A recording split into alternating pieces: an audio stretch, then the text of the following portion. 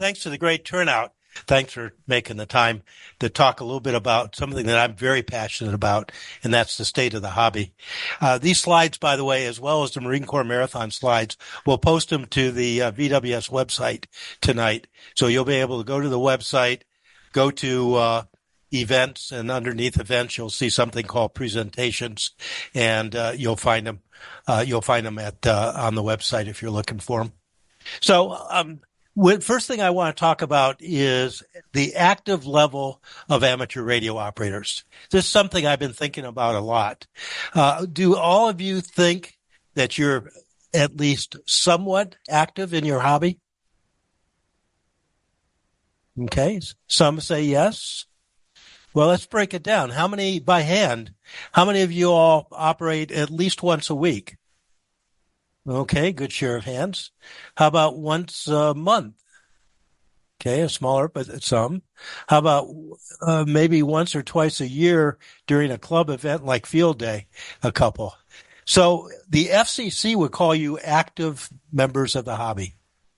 In fact, they would define me for the 45 years that I was inactive, they would call me active in the FCC parlance. Well, this is a little pie chart, hard to read on this chart here, but basically about 800 folks or so responded to a survey on a group called hamcensus.com. That's a website that's open. You can join the survey group if you want to.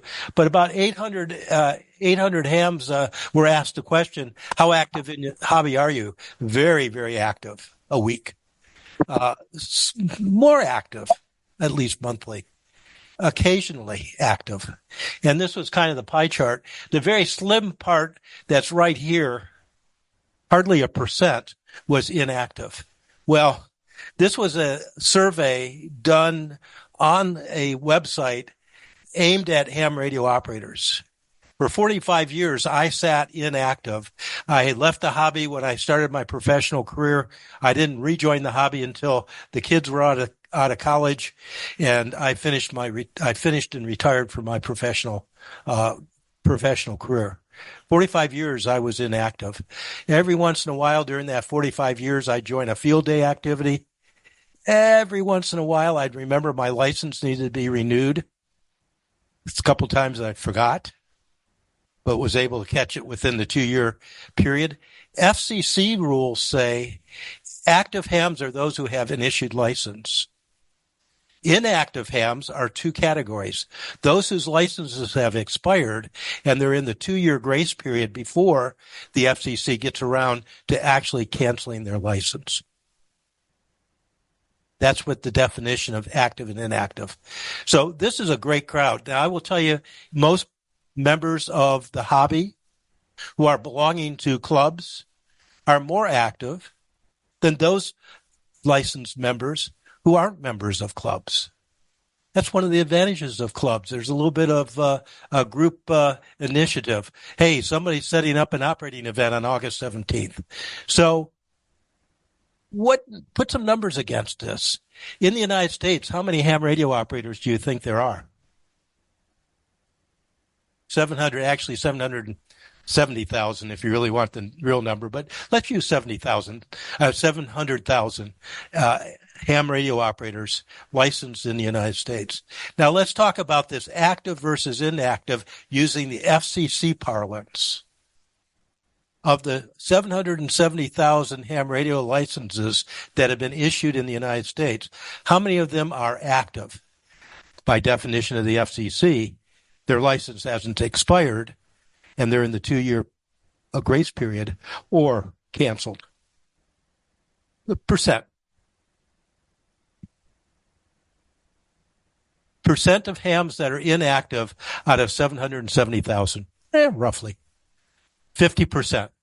Pretty close. We'll come back to that number. Half. Give you another statistic I'd like you to play with. This is all about the state of the hobby. Who are we? 770,000 across the United States.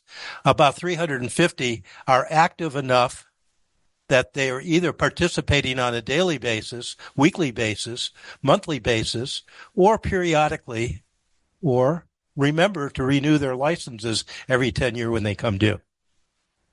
Now, if you're a member of ARRL, you'll actually get an email from ARRL about the time your license is to be expired, saying it's time to renew your license. And oh, by the way, the FCC database is a little bit quirky, and we have people that can help you get your license renewed if you get stumped. But that other half, that are that we talked about here, what do they do? How do they get their license renewed? They don't belong to a club. They don't belong to ARRL. They're a lost group. And half of the amateur radio operators sit in that category. Okay, a little bit more thought on this. Moving slides here. Here's a slide. Hard to read the numbers. Let me try to help you.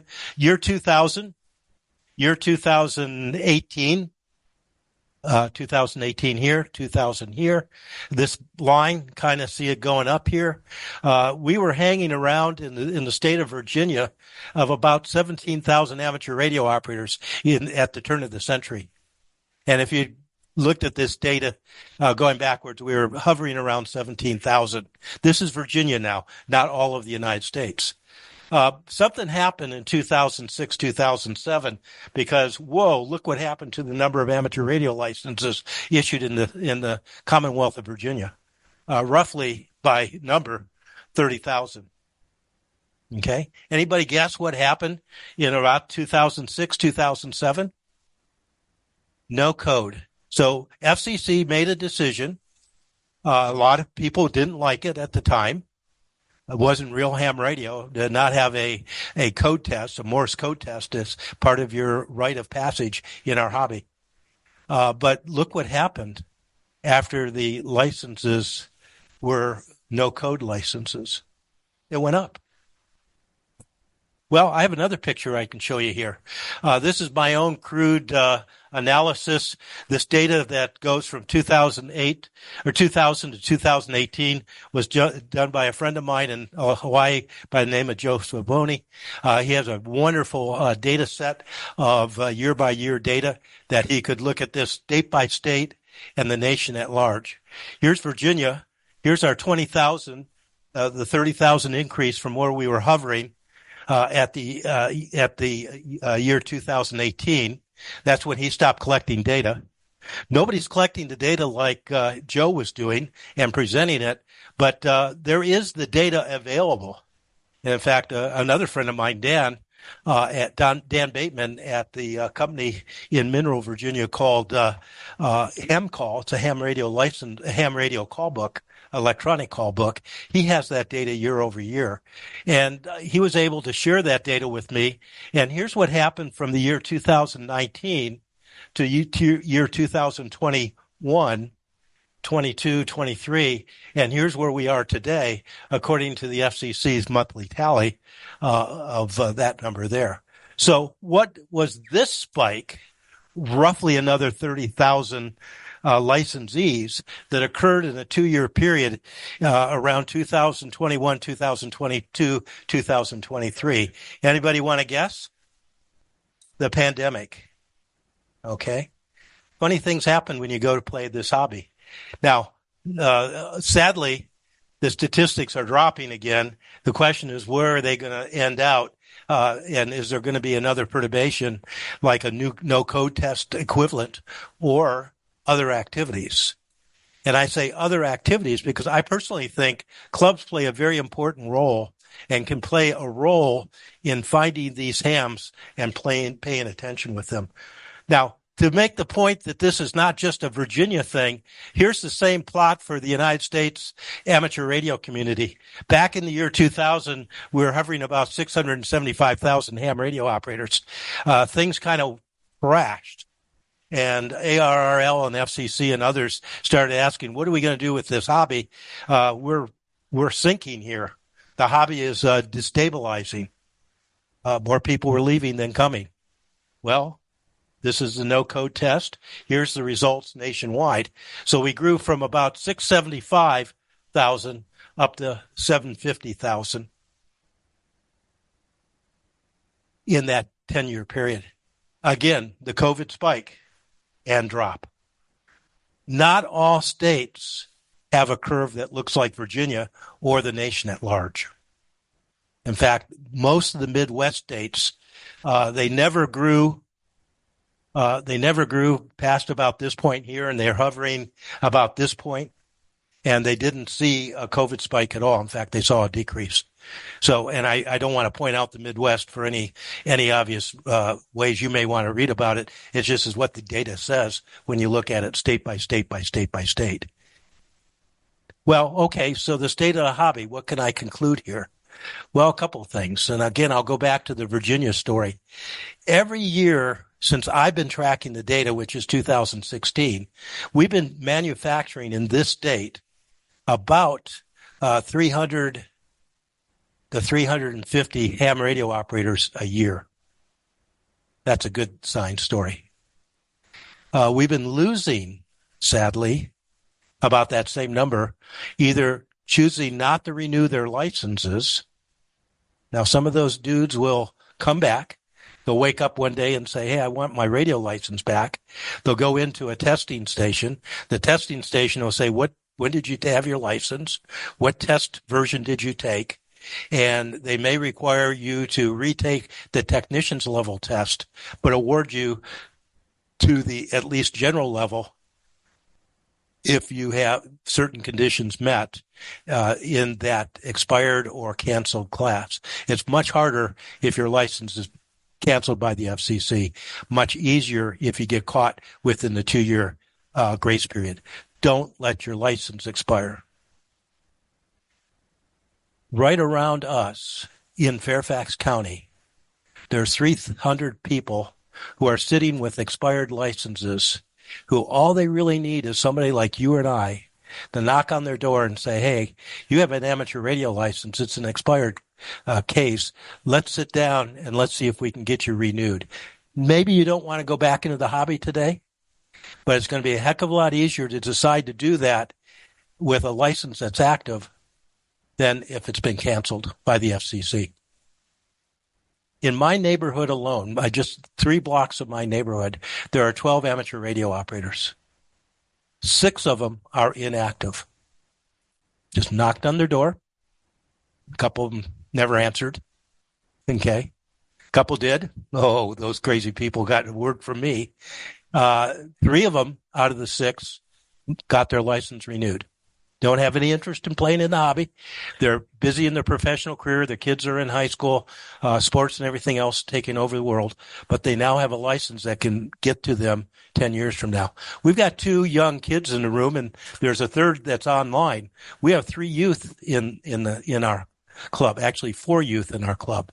They're going to go off to college. They're going to go off and find somebody. That somebody and them are going to have kids. And the kids are going to have hobbies. ARRL is playing the long game with regards to inducing and having youth rejoin the hobby. How many of you joined as a youth? Kind of gray hair guys. Yeah, that's what we did. That was, if you will, that was before the internet. That was before computers. That's okay. The hobby still has an attraction. And it may be for things that are not quite what you think of the hobby as. Maybe it's into radio-controlled robotics. It's okay. It still needs an amateur radio license. It still is RF radio transmissions. And it's a gateway for the rest of the hobby, maybe later in your career. ARRL is playing the long game with our youth. They expect the clubs to mature and help these youth become excited in the hobby. And should they go to college and should they find out that they are too busy, I was, to play their hobby in college, they'll remember the experiences they had with you and I. That's my plug, is if we want the state of this hobby to be growing, and it's in Virginia kind of holding its own, we're losing a little bit more than we're gaining, but then we had a bump up during COVID, and that 300 a year actually jumped up to be closer to 500 in 2022, 2021 and 2022. So when you start puts and takes there, our state is doing okay. Maybe. but we're on that line. And we're one of the better states. Hey, talking about the better states and what's going on, I'm going to skip this chart for time. This is a listing, hard to read from the back of the room, but this is a listing by state of the states that have the largest number of amateur radio operators. Without even being able to see the chart, what state do you think has more ham radio licensed operators? California or North Dakota? Okay. Well, 13% of all the licensed hams, these are the guys that are active, and the guys who are sitting with an active amateur radio license, but not on the air. Okay. There's almost 100,000 of those dudes. Florida, Washington, Ohio, New York, Pennsylvania. Think about your logbook, those of you that do HF work. Think about the contests you've operated. Where did you see a lot of your contacts from? Well, where the majority of ham radio operators are. Okay. Where's Virginia in this pile? Not bad. Ranked 12th in the nation for the number of amateur radio operators. About 3% of all ham radio operators live in Virginia. Now, okay, just pride and authorship here. North Dakota. I spent plenty of time in North Dakota. 2/10 of the population is our ham radio operators, and the total number of amateur radio operators in North Dakota is 1,500, instead of the 20,000 or 21,000 in the state of Virginia. Okay, think about the 13 colonies for a minute. Was it hard finding Delaware in the 13 colonies? Well, there's only 1,800 of those dudes, and approximately, according to Mike, approximately about half of them are active, okay? And that's not a bad percent, I would tell you, okay? Hey, to take a look at another statistic here, let's look at Virginia. So there's 21,000 amateur radio operators in the Commonwealth, right? That's what that number says right there. How many of those 20,000 are technicians or novice class radio operators? They don't even issue the novice class license anymore. Okay, so half, 50% of the amateur radio operators in the Commonwealth are technician class licenses. Now, think of our club. And Gene, I'll put you on the spot. What would you say our club percent of members who are technicians versus extra? Much, much lower. Okay? That's typical of the 70 clubs in the Commonwealth of Virginia, the ARR affiliated clubs, is the majority of the ham radio operators that are in clubs are extra class. Extra class, they've spent time getting licensed more. They're more embedded into the hobby. They're more active. Clubs generate activity. Clubs can return some of that activity in helping those who need help. And that's why the club has such a huge mentoring program going on. Well, okay. All I really wanted to get out of this chart was we have about 50% of our hams in the top 12% or 12 states in the nation, and the rest of them are something in the middle or below. But let's put this in a different format.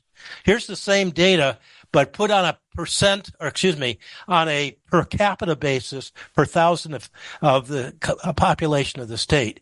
Yes, California had a whole lot of ham radio operators, but California has a whole lot of people.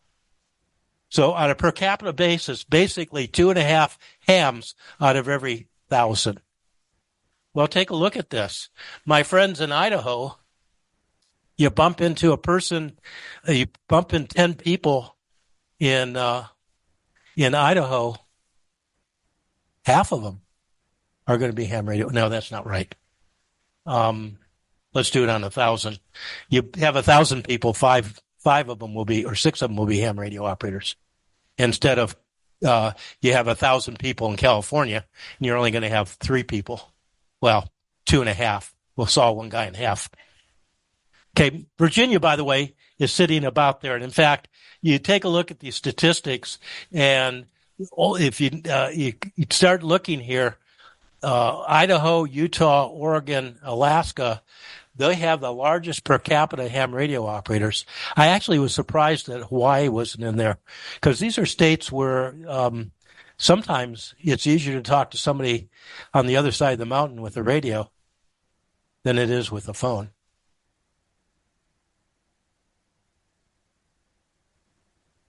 Virginia dropped from number 12 in the nation to number 23 in the nation on a per capita basis.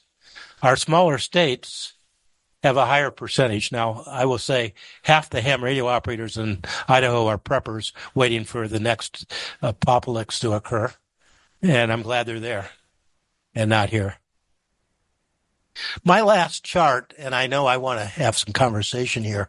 My last chart basically goes back to the ham ham census data, about 1,000 people, and they said, what part of the hobby do you really like? Because this really gets back to this issue: is what is the state of the hobby?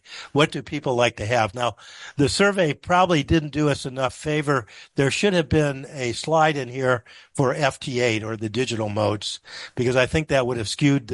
I think this chart deserves to have that. But let's take a look at it. Electronics and experimenting and DXing are probably the two big places where people like to spend their time. Well, that matches what I think. I'm always chasing that next DX station. I very seldom rag chew. I did a presentation a couple years ago to the club about how do introverts survive in an extrovert's hobby. And what I really concluded was introverts can become extroverts if they can hide behind a microphone and nobody can see them with their pajamas on. Not a bad statement. Introverts make a very high percentage of our hobby, yet there's some very unique reasons in how we can survive as introverts in this extrovert world. But let's get back to this. But there's all kinds of other parts of this. Another one that I want to point out is emergency communications. About half of the ham radio operators who will volunteer for the Marine Corps Marathon this October will be first-time Marine Corps Marathon ham radio operators. We call them amateur radio operators. And we love that. We'll kick them out after the event, and they'll have a set of skills that they never had before and an appreciation that there's more to this hobby than a hobby. It's also a public service, which gets back to my original slide that says at the bottom in small print, is this a hobby that we play in, or is this a hobby? Is this a public service activity that FCC licenses us for in the case of an emergency? And I think the answer is both. And you can coexist in both of these. Now, I've got some charts here that when you pull up the slide deck, they'll talk a little bit about my day job, which is representing ARRL and the clubs in Virginia. And I could spend some time talking about ARRL, but for the purposes of today, I'd like to turn this into a Q&A period. Do you buy my thoughts? Of the 20,000 ham radio operators in Virginia, half of them are techs. That's a piece of data. There's another piece of data I can offer for you. If I look at the members of the clubs, Virginia, Vienna Wireless Society has about 300 members. Alexandria Radio Club has about 150 members, et cetera, et cetera. If I add up the 70 clubs and their population of members, it's about 5,000 members. Okay. Now, I happen to know that there is a very significant number of people that have no desire to belong to ARRL, but want to belong to a local club. In fact, in our club, about 60% of the members are ARRL members and 40% are not, roughly. And across the 70 clubs in the Commonwealth, it's closer to about 50%. Well, another 50% number. So if there's 5,000 members in the club, and how many of them are ARRL members and how many of them are not, I'm willing to tell you that I think across this hobby in the Commonwealth of Virginia, this 50% number, 50% are techs, probably have licenses that are not being used. They're not as active. I think there's about 10,000 amateur radio operators in the Commonwealth that are active enough that we have them in either clubs or they participate in once a year field activities or other things that they can squeeze time in an otherwise very packed family situation. So that's my pitch. I think we as clubs have a unique opportunity to grow our hobby. If every one of us could reach out to just one of these hams who are somewhat inactive and invite them to field day, invite them to the NAQP, the North America QSO party, invite them to a POTA activity. Don't invite them to FT8. Some will say that's like paint drying on the wall. I say it's a great place to find DX that you won't find other way. In any event, invite them if they're in the neighborhood. And with that, let's talk.